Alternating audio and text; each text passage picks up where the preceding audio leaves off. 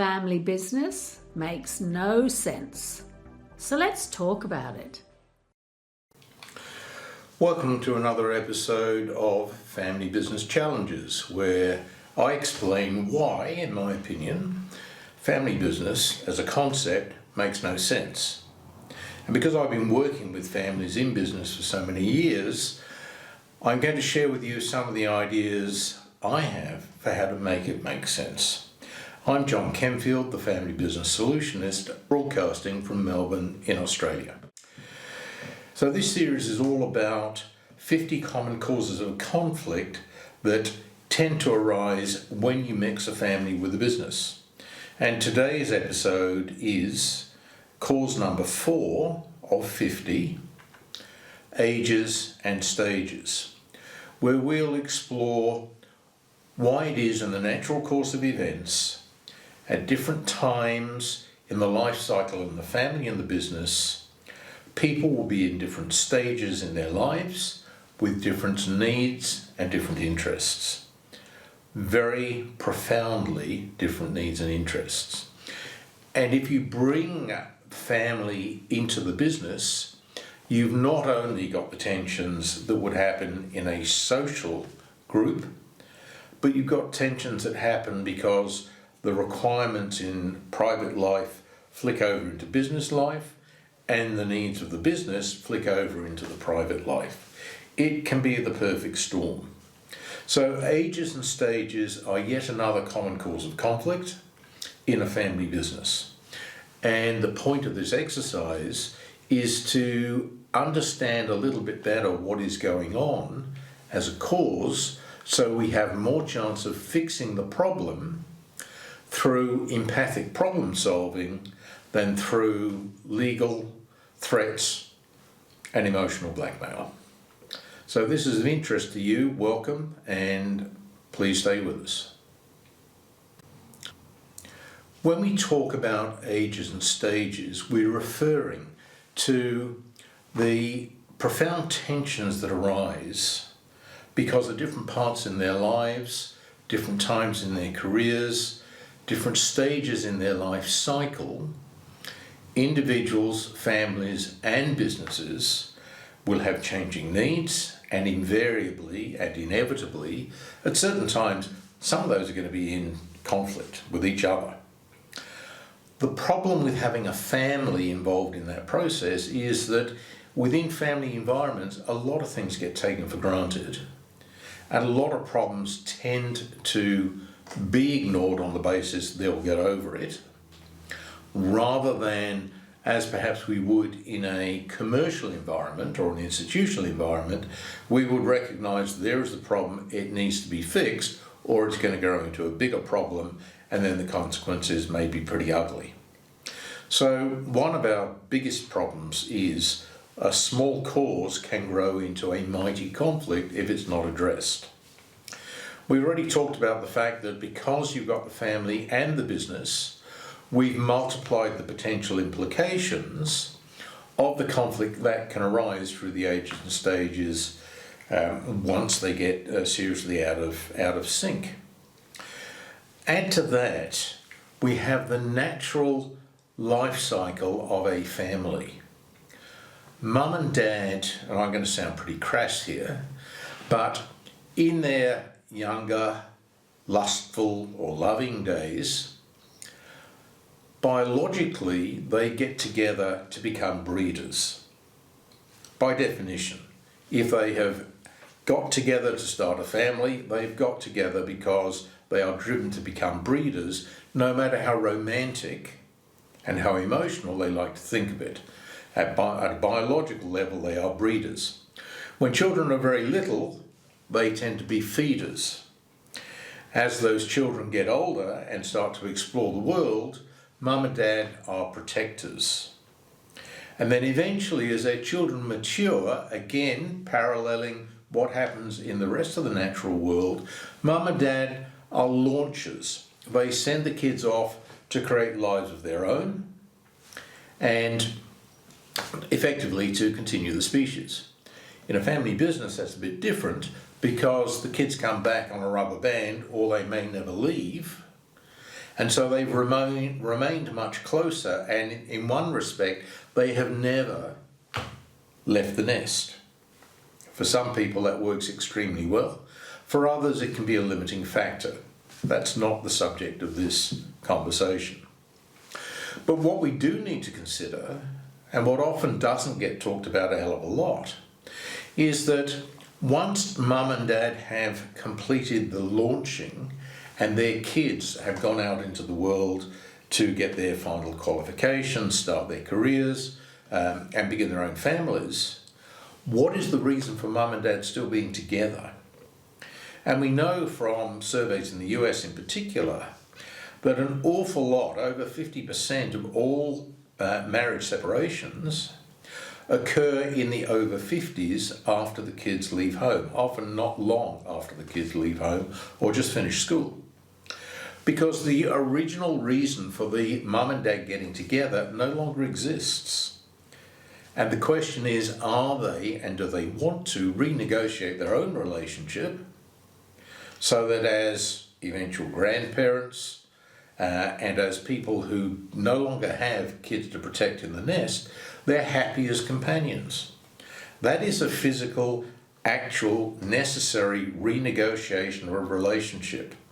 Because what held them together initially, the mutual attraction for the breeding, and then the commitment to stay together to raise a family because it's a shared responsibility, those major bonding factors are no longer as strong.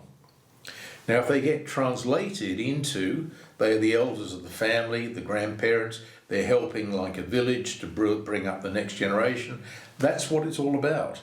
But if that's not there and they don't have other good reasons for staying together, that's a pressure on the parents themselves for their own ages and stages, let alone how that impacts their interaction with younger members of the family. Let's have a little case study here, because this isn't a complicated topic, so let's just go through a story. I'm going to talk about the Cash family, not their real name.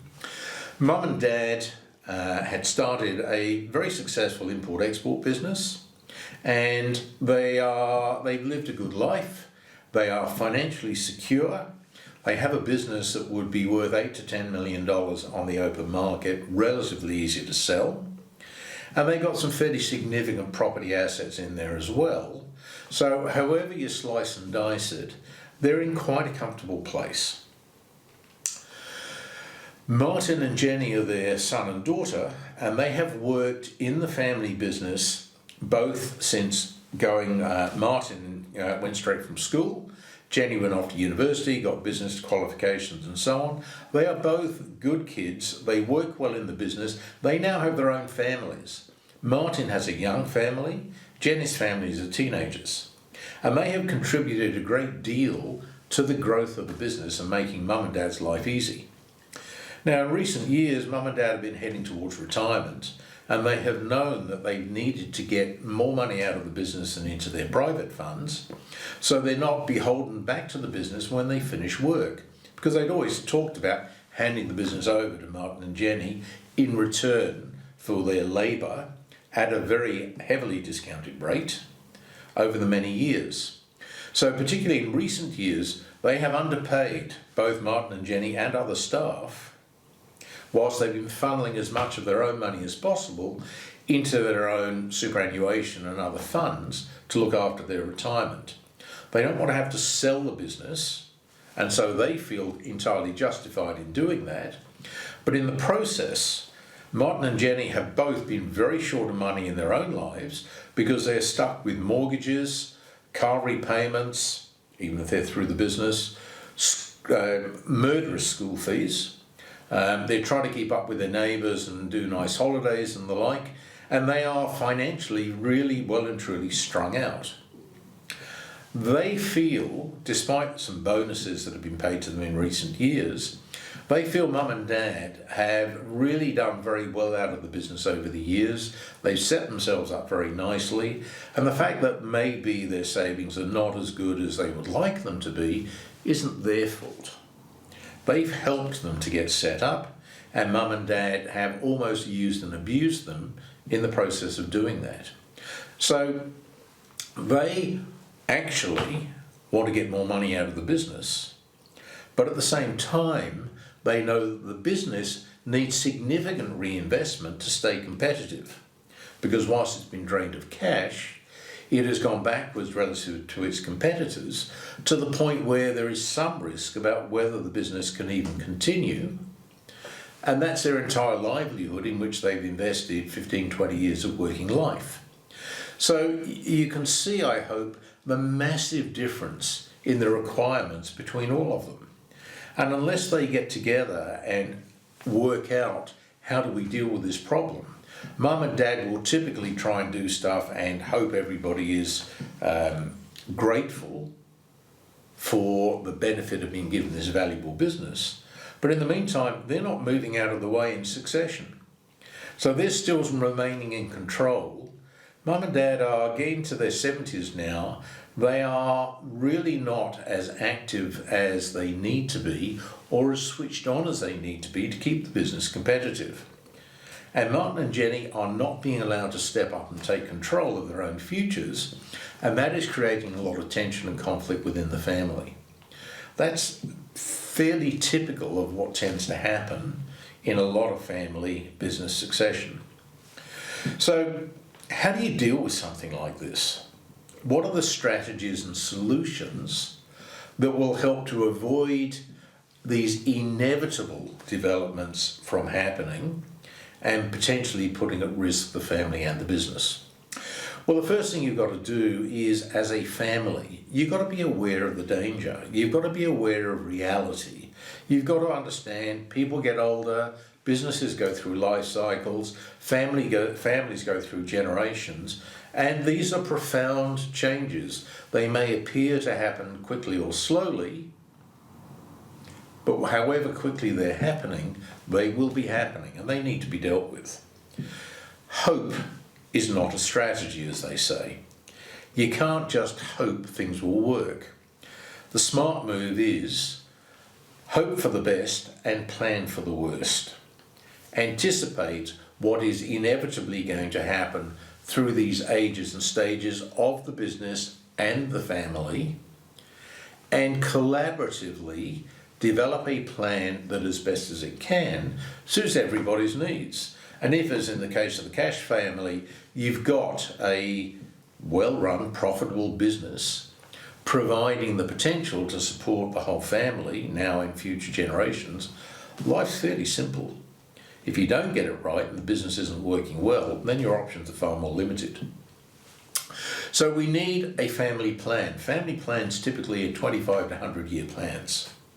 The average is 25 to 50 years, because you want to cover the period not only of parents stepping down and away, but also passing away. So you can ask the question, when you're up there with St. Peter or whoever you're going to be with, and looking down at what you've left behind, your legacy, what do you want to see for your family as a result of all your hard work? And if you can get parents to focus on something much bigger than themselves, like the previous session where we talked about narcissism, you tend to get them engaged in much more constructive planning. If it's not possible to get the family together to create a proper plan, and this is really fundamental to family business best practice, so it should be happening, then it's time to perhaps look for somebody who is outside of the immediate nuclear family to provide a bit of a circuit breaker and a bit of a nudge to people who need to be nudged. Ideally, the family's got an Uncle Bob or an Aunt Grace somewhere or other who everybody respects and who have the wisdom to guide everybody to do the right thing, to make people perhaps feel a little bit of shame or inclined to make a bit more effort if they're not doing the right thing, and they have a natural sense of balance. Regrettably, a lot of families no longer grow up in close proximity to each other, and families move apart, they get spread all over the country, all over the globe, and frequently we no longer have the sort of grandparent or uncle or aunt who had influence over the whole family, that tended to be common in previous days when we were a bit less transportable as individuals. In that case, you may need to look to professional advisors or if it's even expert facilitators to help the family have the conversations. In my experience, what holds a lot of families back is the fear of what may come out of the conversations.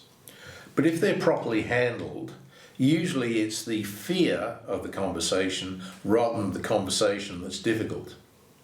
When you get everyone round a table after working out what everybody wants and needs, it is usually possible to find a way of doing a deal, negotiating an arrangement that sort of works for everybody and everyone feels is pretty fair. The performance is far less scary than the anticipation. So if this is a situation that you're in, do not wait. Deal with it. Don't let a small problem grow into a large problem. If you found this useful, please subscribe and join us for the next videos. And if you know of anybody that might benefit from this advice, please feel free to pass it on so they can have a quick listen and maybe get some solutions that could have a profound impact.